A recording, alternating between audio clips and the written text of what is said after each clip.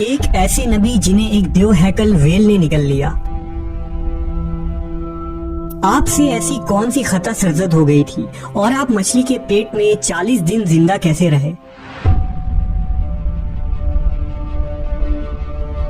اس video میں ہم اس ہستی کے متعلق جانیں گے جن کا واقعہ قرآن مجید میں یونس اور توریت میں جوناہ کے نام سے آیا ہے۔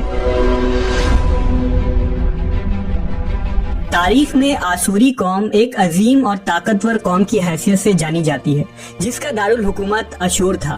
اشوری دراصل بنی اسرائیل کے نسل سے تعلق رکھتے تھے جو بخت نصر کے حملے کے بعد غلام بنا کر بابل اور عراق لائے گئے تھے۔ اس زمانے میں دریائے دجلہ کے کنارے نینوا نامی ایک چھوٹی سی بستی تھی۔ اشور کے کسی بادشاہ نے ایک دیوتا کے نام پر نینوا میں ایک مندر بنوایا۔ رفتہ رفتہ دوسرے بادشاہوں نے بھی مندر اور عمارتیں بنانا شروع کر دی اور ایک دور ایسا آیا کہ یہ چھوٹا سا علاقہ سلطنت اشوریہ کے عظیم الشان دارالسلطنت میں تبدیل ہو گیا۔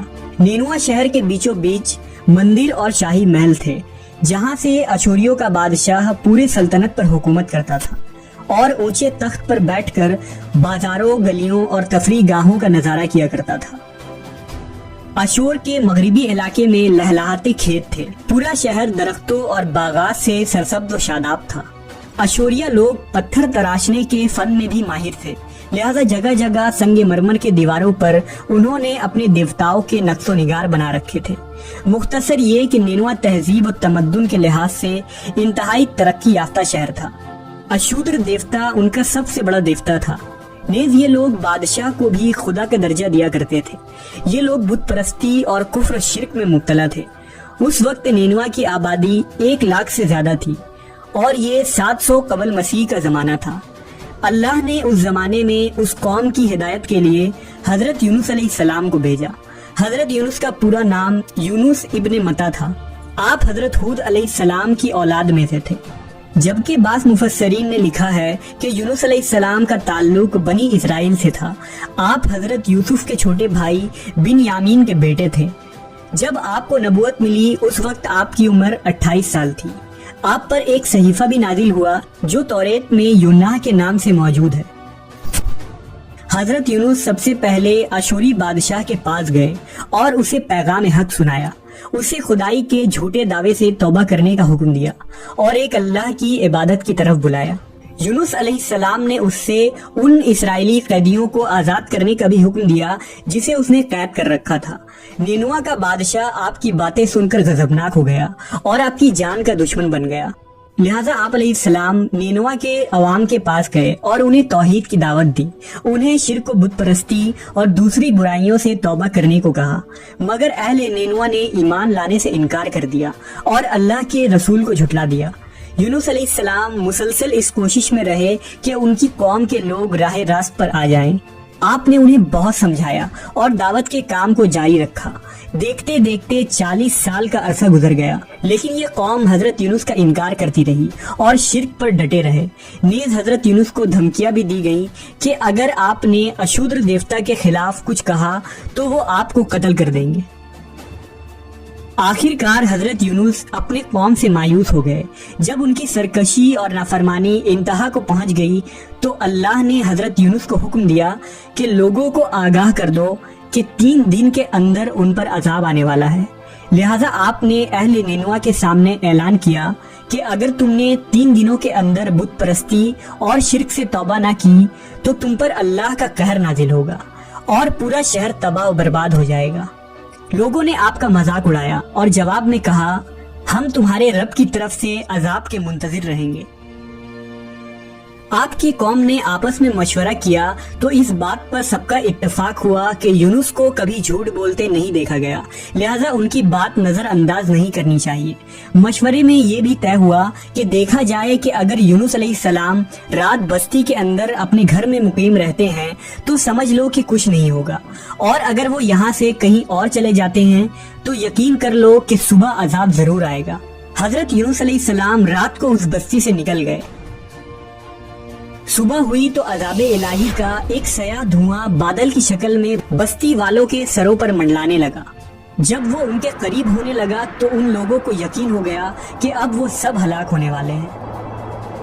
दरअसल हजरत यूनुस अलैहिस्सलाम अपनी कौम से नाराज होकर चले गए थे, मगर उन्हें वहाँ से निकलने का हुक्म नहीं दिया गया था। वो अजाब की इत्तला देने के बाद अल्लाह की इजाजत के बगैर अपना इलाका छोड़ गए थे। आसार अजाब देखकर जब अशूरियों ने तौबा व इस्तिग़फ़ार की तो अल्लाह ने उन्हें माफ कर दिया। अल्लाह ताला किसी कौम को उस वक्त तक अजाब नहीं देता जब तक वो अपनी हुज्जत पूरी नहीं कर लेता। बस जब यूनुस अलैहिस्सलाम ने उस कौम में मुहलत के आखिरी लम्हे तक नसीहत का सिलसिला जारी नहीं रखा और अल्लाह के मुकर्रर करदा वक्त से पहले वो खुद ही हिजरत कर गए, तो अल्लाह के इंसाफ ने उस कौम को अजाब देना गवारा न किया और उन्हें माफ कर दिया गया। जब हजरत यूनुस अलैहिस्सलाम फरात के किनारे पहुंचे तो एक कश्ती को मुसाफिरों से भरा हुआ पाया। हजरत यूनुस कश्ती में सवार हो गए और कश्ती ने लंगर उठाया। पूरे दिन में कश्ती समुंदर में सुकून से चलती रही। अचानक ऊंची ऊंची लहरें उठने लगी।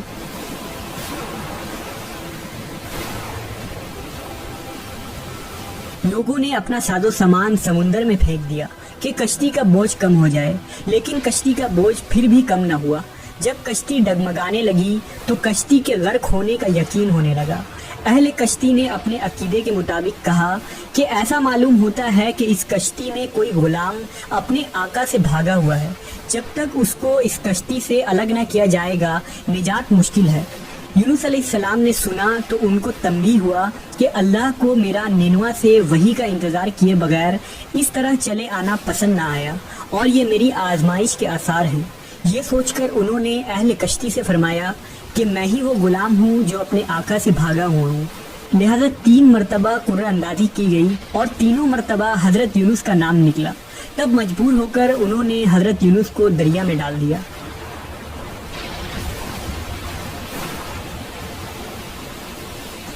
उस वक्त अल्लाह ने एक बड़ी मछली को हुक्म दिया कि उन्हें निगल लो, ये तुम्हारी गज़ा नहीं है, इसलिए उनके जिस्म पर कोई तकलीफ नहीं होनी चाहिए। मछली ने हजरत यूनुस को अपने पेट में निगल लिया। यूनुस अलैहिस्सलाम ने जब मछली के पेट में खुद को जिंदा पाया तो बारगाह इलाही में अपनी निदामत का इजहार किया कि मैं वही इलाही का इंतजार किए बगैर और अल्लाह से इजाजत लिए बगैर उम्मत से नाराज होकर निनवा से निकल आया। हजरत यूनुस ने मछली के पेट में अल्लाह को पुकारा। उन पर 3 अंधेरे इकट्ठे हो गए थे, रात का अंधेरा, मछली के पेट का अंधेरा और समुंदर का अंधेरा। आपने उन अंधेरों में ये कलमात कहे, अल्लाह तेरे सिवा कोई माबूद नहीं, तू यकता है, मैं तेरी पाकी बयान करता हूँ, बेशक मैं अपने नफ्स पर खुद ही जुल्म करने वाला हूँ। रिवायतों के मुताबिक अगर हजरत यूनुस ये तस्बीह न कहते तो कयामत तक मछली के पेट में रहते।